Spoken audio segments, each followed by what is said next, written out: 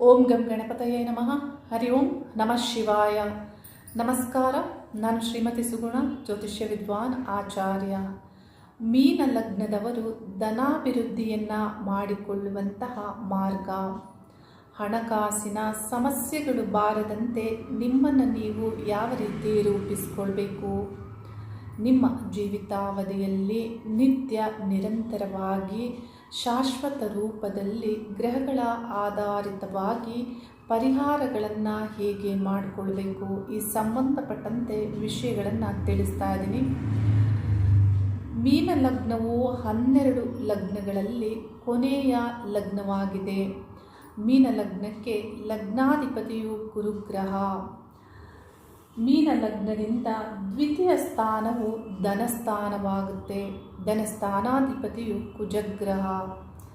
ಗುರುಗ್ರಹಕ್ಕೂ ಕುಜಗ್ರಹಕ್ಕೂ ವಿಶೇಷವಾದಂತಹ ಮಿತ್ರತ್ವವಿದೆ. ಮೀನ ಲಗ್ನಕ್ಕೆ ಅದೃಷ್ಟ ಸ್ಥಾನಾಧಿಪತಿ ಅಂದರೆ 9ನೇ ಸ್ಥಾನವು ಅದೃಷ್ಟ ಸ್ಥಾನ ಆಗುತ್ತೆ. ಅದೃಷ್ಟ ಸ್ಥಾನಾಧಿಪತಿಯು ಕುಜಗ್ರಹವೇ ಆಗಿರೋದು ವಿಶೇಷ. ದ್ವಿತೀಯ ಸ್ಥಾನ ಧನ ಸಂಪತ್ತನ್ನು ನೀಡುವಂತಹ ಸ್ಥಾನಾಧಿಪತಿಯಾಗಿ ಕುಜಗ್ರಹ, ಅದೃಷ್ಟವನ್ನು ನೀಡುವಂತಹ ಸ್ಥಾನಾಧಿಪತಿಯಾಗಿ ಕುಜಗ್ರಹ ಮೀನ ಲಗ್ನದವರ ಜನ್ಮಕಾಲದಲ್ಲಿ ಯಾವ ಸ್ಥಾನದಲ್ಲಿ ಯಾವ ಗ್ರಹಗಳ ಯುತಿಯಲ್ಲಿ ಇರ್ತಾರೆ ಅದರಂತೆ ಫಲಾನುಫಲಗಳು ನಿಮಗೆ ಸಿಗ್ತಾ ಇರುತ್ತೆ.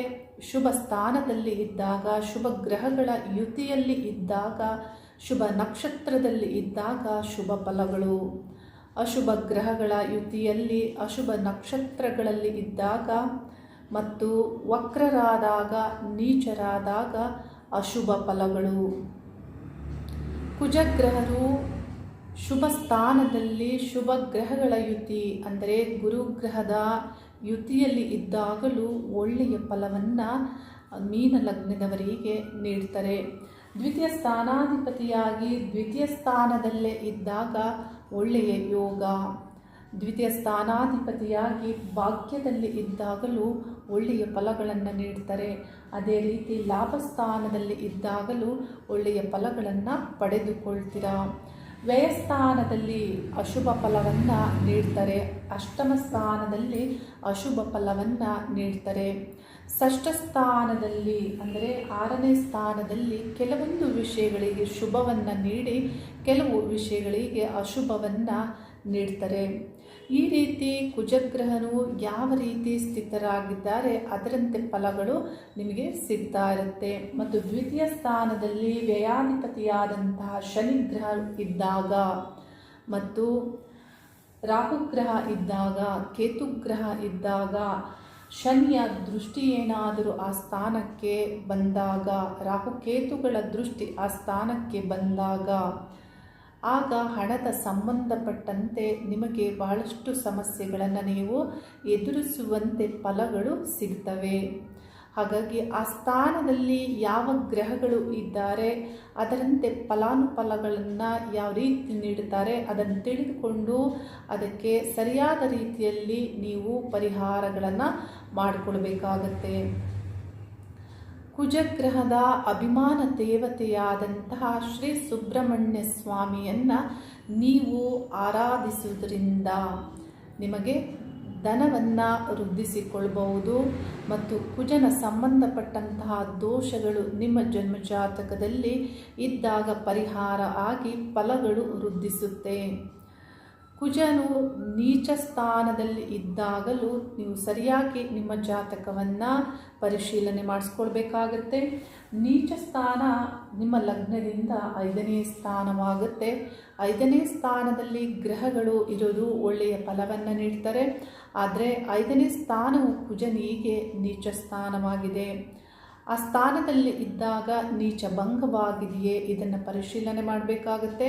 ವಕ್ರನಾಗಿ ಕುಜನು ಇದ್ದಾಗ ಎಷ್ಟು ಡಿಗ್ರಿಯಲ್ಲಿ ವಕ್ರರಾಗಿದ್ದಾರೆ ಅನ್ನೋದು ಬಹಳ ಮುಖ್ಯವಾಗಿ ಪರಿಶೀಲನೆಯನ್ನು ಮಾಡಬೇಕಾಗುತ್ತೆ. ಈ ರೀತಿ ಗ್ರಹಗಳ ಫಲಗಳು ಬೇರೆ ಬೇರೆ ವ್ಯತ್ಯಾಸ ಆಗೋದ್ರಿಂದ ಸರಿಯಾದ ರೀತಿಯಲ್ಲಿ ಗ್ರಹಗಳನ್ನು ಪರಿಶೀಲನೆ ಮಾಡಿಕೊಂಡು ಫಲಾನುಫಲಗಳನ್ನು ನೀವು ಸರಿಯಾದ ಜ್ಯೋತಿಷ್ಯ ಬಳಿ ತಿಳಿದುಕೊಳ್ಬೇಕಾಗತ್ತೆ.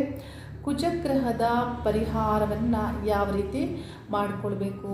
ಕುಜನ ಅಭಿಮಾನ ದೇವತೆಯಾದಂತಹ ಸುಬ್ರಹ್ಮಣ್ಯ ಸ್ವಾಮಿಯನ್ನು ಆರಾಧಿಸುವುದು ಅಂದರೆ ನಿತ್ಯಲೂ ನಿಮ್ಮ ಮನೆಯಲ್ಲಿ ಸುಬ್ರಹ್ಮಣ್ಯ ಅಷ್ಟೋತ್ತರವನ್ನು ಪಠನೆ ಮಾಡಿ ಮತ್ತು ಅಷ್ಟೋತ್ತರವನ್ನು ನಿತ್ಯ ಪಠನೆ ಮಾಡುತ್ತಾ ವಾರದಲ್ಲಿ ಬರುವಂತಹ ಒಂದು ಮಂಗಳವಾರ ಫಲಪುಷ್ಪ, ಕೆಂಪು ಹೂವು, ಪುಷ್ಪ ಅಂದರೆ ಕೆಂಪು ಹೂವು, ಫಲಪುಷ್ಪ ತಾಂಬೂಲ ದಕ್ಷಿಣೆ ಸಹಿತವಾಗಿ ಅರ್ಧ kg ತೊಗರಿಬೇಳೆಯನ್ನು ಶ್ರೀ ಸುಬ್ರಹ್ಮಣ್ಯ ಸ್ವಾಮಿ ದೇವಸ್ಥಾನದಲ್ಲಿ ತೆಗೆದುಕೊಂಡು ಹೋಗಿ 9 ಪ್ರದಕ್ಷಿಣೆಯನ್ನು ಬಂದು ನೀವು ಸಂಕಲ್ಪವನ್ನು ಮಾಡಿಕೊಂಡು ನೀವು ದಾನವನ್ನು ನೀಡಬೇಕು. ಈ ರೀತಿ ನೀವು ಪ್ರತಿ ವಾರವೂ ದಾನವನ್ನು ನೀಡುತ್ತಾ ಬಂದಲ್ಲಿ ಕುಜ ದೋಷವು ಪರಿಹಾರ ಆಗಿ ಒಳ್ಳೆಯ ಫಲಗಳ ವೃದ್ಧಿಯಾಗುತ್ತೆ.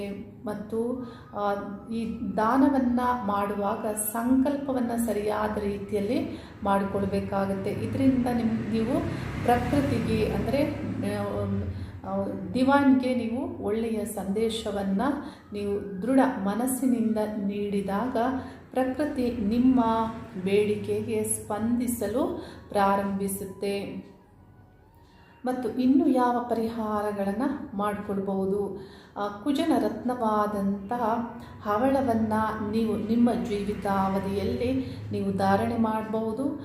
ಕುಜ ಯಾವ ರೀತಿ ಸ್ಥಿತರಾಗಿದ್ದಾರೆ ಅನ್ನೋದು ಬಹಳ ಮುಖ್ಯವಾಗುತ್ತೆ. ಕುಜ ನೀಚ ಇದ್ದಾಗ ನೀವು ಹವಳವನ್ನು ಧಾರಣೆ ಮಾಡಿದರೆ ಕೆಲವು ಅಶುಭ ಫಲಗಳು ನಿಮಗೆ ದೊರೆಯುತ್ತೆ. ಹಾಗಾಗಿ ಕುಜನನ್ನು ಸರಿಯಾಗಿ ಪರಿಶೀಲನೆ ಮಾಡಿಕೊಂಡು ಸರಿಯಾದ ಜ್ಯೋತಿಷ್ಯ ಒಂದು ಮಾರ್ಗ ಸಲಹೆಯಿಂದ ನೀವು ಧಾರಣೆಯನ್ನು ಮಾಡಿಕೊಳ್ಬೇಕಾಗತ್ತೆ. ಮತ್ತು ಧನಕಾರಕ ಗುರುಗ್ರಹ ನಿಮ್ಮ ಲಗ್ನಾಧಿಪತಿಯು ಗುರುಗ್ರಹ ಆಗಿರೋದ್ರಿಂದ ಗುರುವಿನ ರತ್ನವಾದಂತಹ ಕನಕಪುಷ್ಯರಾಗ ರತ್ನವನ್ನು ನೀವು ಧಾರಣೆ ಮಾಡೋದ್ರಿಂದಲೂ ಧನಾಭಿವೃದ್ಧಿಯು ಆಗುತ್ತೆ. ಮತ್ತು ನಿಮ್ಮ ಅದೃಷ್ಟಗಳು ವೃದ್ಧಿಸಬೇಕು, ನಿಮ್ಮ ಧನಾಭಿವೃದ್ಧಿ ಆಗಬೇಕು, ನಿಮ್ಮ ಕೆಲಸ ಕಾರ್ಯಗಳಲ್ಲಿ ಕಾರ್ಯಾನುಕೂಲಗಳು ಆಗಬೇಕು. ದ್ವಿತೀಯ ಸ್ಥಾನಾಧಿಪತಿಯಾದಂತಹ ಕುಜನ ಬಣ್ಣ ಕೆಂಪು, ಹಾಗೆ ಅದೃಷ್ಟ ಸ್ಥಾನಾಧಿಪತಿಯಾದಂತಹ ಕುಜಗ್ರಹದ ಬಣ್ಣ ಕೆಂಪು. ಮೀನ ಲಗ್ನಕ್ಕೆ ಧನಸ್ಥಾನಾಧಿಪತಿಯು ಕುಜ, ಅದೃಷ್ಟ ಸ್ಥಾನಾಧಿಪತಿಯು ಕುಜ. ಕೆಂಪು ಬಣ್ಣವು ಭಾಳ ಇಲ್ಲಿ ನಿಮಗೆ ಅದೃಷ್ಟವನ್ನು ತಂದುಕೊಡುವಂತಹ ಗ್ರಹದ ಬಣ್ಣ ಆಗಿರೋದ್ರಿಂದ ಕೆಂಪು ಬಣ್ಣಕ್ಕೆ ಸಂಬಂಧಪಟ್ಟಂತೆ ಬತ್ತಿಯನ್ನು ತಯಾರಿ ಮಾಡಿಕೊಂಡು ವಿಶೇಷವಾದಂತಹ ದೀಪ ಆರಾಧನೆಯಿಂದ ನೀವು ನಿಮ್ಮ ಫಲಗಳನ್ನು ವೃದ್ಧಿಸ್ಕೊಳ್ಬೋದು, ಕಾರ್ಯಾನುಕೂಲಗಳನ್ನು ಮಾಡಿಕೊಳ್ಬೋದು, ಅದೃಷ್ಟ ಭಾಗ್ಯವನ್ನು ತಂದುಕೊಳ್ಬೋದು. ಈ ರೀತಿ ದೀಪಾರಾಧನೆಯನ್ನು ನೀವು ಮಾಡಬೇಕಾಗುತ್ತೆ. ಕೆಂಪು ಕುಂಕುಮದಿಂದ ಕೆಂಪು ಕುಂಕುಮಕ್ಕೆ ನೀರನ್ನು ಹಾಕಿ ಒಂದು ಪಾತ್ರೆಯಲ್ಲಿ ಕುಂಕುಮವನ್ನು ಹಾಕಿ ನೀರನ್ನು ಹಾಕಿ ಅದರಲ್ಲಿ ಶುದ್ಧ ಬತ್ತಿಯನ್ನು ಹಾಕಿ ನೆನೆಸಿ ನೀವು ಒಣಗಿಸಿದಂತಹ ಬತ್ತಿಯನ್ನು ನಿತ್ಯಲೂ ಉಪಯೋಗಿಸಿ 5 ಇಂಚಿನ ದೀಪವನ್ನು ಬೆಳ್ಳಿ ದೀಪವನ್ನು ನೀವು ಶ್ರೀ ಸುಬ್ರಹ್ಮಣ್ಯ ಸ್ವಾಮಿಗೆ ಹಚ್ಚಿ ಅಷ್ಟೋತ್ತರವನ್ನು ಪಠಿಸಿ ದೀಪವನ್ನು ಕೊಬ್ಬರಿ ಎಣ್ಣೆ ಅಥವಾ ತುಪ್ಪದಿಂದ ದೀಪವನ್ನು ಹಚ್ಚಿ ಅಷ್ಟೋತ್ತರವನ್ನು ಪಠಿಸುತ್ತಾ ಬಂದಲ್ಲಿ ನಿಮಗೆ ಧನಾಭಿವೃದ್ಧಿಯಾಗುತ್ತೆ. ಈ ರೀತಿ ದೀಪವನ್ನು ಹಚ್ಚುವಾಗ ಎಲ್ಲ ಫಲಗಳು ವೃದ್ಧಿಸುತ್ತೆ. ಯಾರೇ ಆಗ್ಬೋದು, ನಿಮ್ಮ ಕುಟುಂಬಕ್ಕೆ ಕೆಟ್ಟದ್ದನ್ನು ಬಯಸುವಂತಹ ಮಾಟ ಮಂತ್ರ ತಂತ್ರಬಾಧೆಗಳನ್ನು ಮಾಡುವಂಥವರು ಯಾರೇ ಮಾಡಿದ್ದರೂ ಅಂಥ ಬಾಧೆಗಳಿಂದಲೂ ರಕ್ಷಣೆ ಆಗುತ್ತೆ. ಸರ್ವ ದೋಷಗಳನ್ನು ನಿವಾರಣೆ ಮಾಡಿ ಸರ್ವ ದೋಷಗಳು ಪರಿಹಾರವಾಗಿ ನಿಮಗೆ ಕಾರ್ಯಾನುಕೂಲಗಳು ಆರಂಭ ಆಗುತ್ತೆ, ಧನಾಭಿವೃದ್ಧಿಯಾಗುತ್ತೆ. ಈ ರೀತಿ ಮಾಡಿದಂತಹ ಬತ್ತಿಯಿಂದ ತುಪ್ಪದಿಂದ ಅಥವಾ ಕೊಬ್ಬರಿ ಎಣ್ಣೆಯಿಂದ 5 ಇಂಚಿನ ದೀಪವನ್ನು ನೀವು ಹಚ್ಚಬೇಕು. ಮತ್ತು ನಿಮಗೆ ಸಾಧ್ಯವಾದವರು 9 ಇಂಚಿನ ದೀಪವನ್ನು ನೀವು ಹಚ್ಚಬಹುದು. 9 ಅನ್ನುವಂತಹ ಸಂಖ್ಯೆ ಕುಜನದ್ದು ಆಗಿದ್ದು ಮತ್ತು 9 ಅನ್ನುವಂತಹ ಸಂಖ್ಯೆ ಶಕ್ತಿಯದ್ದು ಆಗಿರೋದ್ರಿಂದ ದೇವಿ ಶಕ್ತಿಗೆ ಸೇರಿರುವಂತಹ ಸಂಖ್ಯೆಯೂ ಆಗಿರೋದ್ರಿಂದ 9 ಇಂಚಿನ ದೀಪದಲ್ಲಿ ನೀವು ತಯಾರಿಸಿಕೊಂಡಂತಹ ವಿಶೇಷ ಬತ್ತಿಯಿಂದ ನೀವು ತುಪ್ಪದ ದೀಪ ಅಥವಾ ಕೊಬ್ಬರಿ ಎಣ್ಣೆಯಿಂದ ದೀಪವನ್ನು ಹಚ್ಚುತ್ತಾ ಬಂದಲ್ಲಿ ನಿಮ್ಮ ಕೆಲಸ ಕಾರ್ಯಗಳು ಕಾರ್ಯಾನುಕೂಲಗಳು ಆಗುತ್ತೆ, ಸಿದ್ಧಿಸುತ್ತವೆ ಅನ್ನೋದನ್ನು ನಾವು ಶಾಸ್ತ್ರದಿಂದ ತಿಳಿಬಹುದು. ಸಾಧ್ಯವಿಲ್ಲದವರು ನೀವು ನಿಮ್ಮ ಮನೆಯಲ್ಲಿ ಯಾವ ಅನುಕೂಲ ಇದೆ, ಯಾವ ರೀತಿ ದೀಪವನ್ನು ಹಚ್ಚುತ್ತಾ ಇದ್ದೀರಾ ಅದನ್ನೇ ಉಪಯೋಗ ಮಾಡಿ ಈ ರೀತಿ ವಿಶೇಷವಾಗಿ ತಯಾರಿಸಿಕೊಂಡಂತಹ ಬತ್ತಿಯಿಂದ ನೀವು ದೀಪವನ್ನು ಹಚ್ಚಬಹುದು. ಸಾಧ್ಯವಾದರೂ 5 ಇಂಚು ಅಥವಾ 9 ಇಂಚು ಈ ರೀತಿ ದೀಪವನ್ನು ಉಪಯೋಗ ಮಾಡಿ ಹಚ್ಚಿ. ಮತ್ತು ಮೀನ ಲಗ್ನದವರು ನಿಮ್ಮ ವ್ಯಕ್ತಿತ್ವದಲ್ಲಿ ನೀವು ಹೇಗೆ ಅಂದರೆ ನಿಮ್ಮ ಲಗ್ನಾಧಿಪತಿಯು ಶುಭ ಸ್ಥಾನದಲ್ಲಿ ಶುಭ ಸ್ಥಿತರಾಗಿದ್ದರೆ, ಶುಭವಾಗಿದ್ದರೆ, ಲಗ್ನವು ಶುಭವಾಗಿದ್ದರೆ ನಿಮಗೆ ನಿಮ್ಮ ವ್ಯಕ್ತಿತ್ವದಲ್ಲಿ ಬಹಳಷ್ಟು ಪರೋಪಕಾರದ ಗುಣ ಸ್ವಭಾವಗಳು ಬರುತ್ತೆ. ದಾನ ಧರ್ಮವನ್ನು ಮಾಡುವಂತಹ ಒಂದು ಧಾರಾಳ ಮನಸ್ಸು ನಿಮ್ಮದಾಗಿರುತ್ತೆ. ನಿಮ್ಮ ಜನ್ಮ ಲಗ್ನಾಧಿಪತಿ ಪಾಪಗ್ರಹಗಳಿಂದ ಪೀಡಿತ ಆಗಿದ್ದು, ಅಶುಭ ಸ್ಥಿತರಾಗಿದ್ದು, ವಕ್ರರಾಗಿದ್ದು, ನೀಚರಾಗಿದ್ದಾಗ ಇಂಥ ಗುಣಗಳು ನಿಮ್ಮಲ್ಲಿ ಇರೋದಿಲ್ಲ. ಹಾಗಾಗಿ ಈಗ ನಿಮ್ಮ ಲಗ್ನಾಧಿಪತಿಯು ಯಾವ ರೀತಿ ನಿಮ್ಮ ಜನ್ಮ ಜಾತಕದಲ್ಲಿ ಇದ್ದಾರೆ ಅದರ ಒಂದು ಆಧಾರಿತವಾಗಿ ನಿಮಗೆ ವ್ಯಕ್ತಿತ್ವ ರೂಪುಗೊಳ್ಳುತ್ತೆ. ನೀವು ಹಣವನ್ನು ಆಗ್ಬೋದು, ಯಾವುದೇ ಒಂದು ವಸ್ತುಗಳನ್ನು ಧಾರಾಳ ಮನಸ್ಸಿನಿಂದ ಕೊಡುವವರು ನೀವಾಗಿದ್ದರೆ ನಿಮ್ಮಲ್ಲಿ ಹಣ ಸಂಗ್ರಹಣಾ ಶಕ್ತಿ ಕಡಿಮೆ ಇರುತ್ತೆ. ನೀವು ಅದನ್ನು ವೃದ್ಧಿಸ್ಕೊಳ್ಬೇಕಾಗತ್ತೆ. ಆ ಫಲಗಳಿಗಾಗಿ ನೀವು ವೃದ್ಧಿಸ್ಕೊಳ್ಬೇಕಾಗತ್ತೆ. ನಿಮ್ಮನ್ನು ನೀವು ಹೇಗೆ ಅಂತ ತಿಳಿದುಕೊಂಡು ಅಥವಾ ಇನ್ನೊಬ್ಬರು ಹೇಳಿದಾಗಾದರೂ ತಿಳಿದುಕೊಂಡು ನಿಮ್ಮನ್ನು ನೀವು ಬದಲಾವಣೆ ಮಾಡಿಕೊಂಡು ನಿಮ್ಮ ವ್ಯಕ್ತಿತ್ವವನ್ನು ಸರಿಯಾದ ರೂಪದಲ್ಲಿ ರೂಪಿಸಿಕೊಂಡು ಧನಾಭಿವೃದ್ಧಿಯನ್ನು ಮಾಡಿಕೊಳ್ಳುವಂತಹ ಮಾರ್ಗವನ್ನು ನೀವು ಕಂಡುಕೊಳ್ಬೇಕಾಗತ್ತೆ.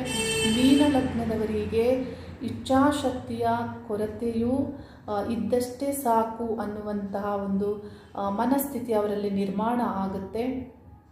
ಈ ರೀತಿ ಮನಸ್ಥಿತಿ ನಿಮ್ಮಲ್ಲಿ ಇದ್ದರೆ ನೀವು ನಿಮ್ಮ ಒಂದು ಇಚ್ಛಾಶಕ್ತಿಯನ್ನು ನೀವು ವೃದ್ಧಿಸಿಕೊಳ್ಬೇಕಾಗತ್ತೆ. ಈ ರೀತಿ ಸರಿಯಾದ ರೀತಿಯಲ್ಲಿ ನಿಮ್ಮ ಒಂದು ವ್ಯಕ್ತಿತ್ವ ಸ್ವಭಾವ ಗುಣಗಳನ್ನು ನೀವು ಸರಿಯಾಗಿ ತಿಳಿದುಕೊಂಡು ಅದನ್ನು ಬದಲಾವಣೆ ಮಾಡಿಕೊಂಡು ನಿಮ್ಮ ಧನ ಸಂಪತ್ತನ್ನಾಗಬಹುದು, ನಿಮ್ಮ ಒಂದು ಕೆಲಸ ಕಾರ್ಯಗಳಲ್ಲಿ ಆಗಬಹುದು, ಯಶಸ್ವಿಯಾಗುವಂತಹ ಮಾರ್ಗವನ್ನು ಕಂಡುಕೊಳ್ಬೇಕಾಗತ್ತೆ. ಈ ರೀತಿ ಫಲಾನುಫಲಗಳನ್ನು ನೀವು ನಿಮ್ಮಿಂದಲೇ ನಿಮ್ಮ ಬದಲಾವಣೆಯಿಂದಲೇ ರೂಪಿಸಿಕೊಳ್ಬೇಕಾಗತ್ತೆ, ಪಡೆದುಕೊಳ್ಬೇಕಾಗತ್ತೆ. ಮೀನ ಲಗ್ನದವರಿಗೆ ಶಿವನಾರಾಯಣರಲ್ಲಿ ಪ್ರಾರ್ಥನೆ ಮಾಡ್ತೇನೆ, ನಿಮ್ಮೆಲ್ಲ ಕೆಲಸ ಕಾರ್ಯಗಳಲ್ಲಿ ನಿಮ್ಮ ವ್ಯಕ್ತಿತ್ವದಲ್ಲಿ ಒಳ್ಳೆಯ ಒಂದು ಫಲಗಳು ವೃದ್ಧಿಯಾಗುವಂತೆ ಬದಲಾವಣೆಯು ಆಗಿ ನಿಮ್ಮ ಜೀವನದಲ್ಲಿ ನೀವು ಇಚ್ಛಿಸಿದ್ದು ಮತ್ತು ನಿಮ್ಮ ಕೆಲಸ ಕಾರ್ಯಗಳಲ್ಲಿ ಕಾರ್ಯಾನುಕೂಲಗಳು ಆಗಿ ನೆಮ್ಮದಿಯ ಜೀವನವನ್ನು ಕಂಡುಕೊಳ್ಳಲು ಧನ ಸಂಪತ್ತು ವೃದ್ಧಿಯಾಗಲಿ, ನೆಮ್ಮದಿ ಇರಲಿ ಅನ್ನುವುದನ್ನು ಪ್ರಾರ್ಥನೆ ಮಾಡುತ್ತಾ ಶುಭವಾಗಲಿ. ಹರಿ ಓಂ ನಮಃ ಶಿವಾಯ.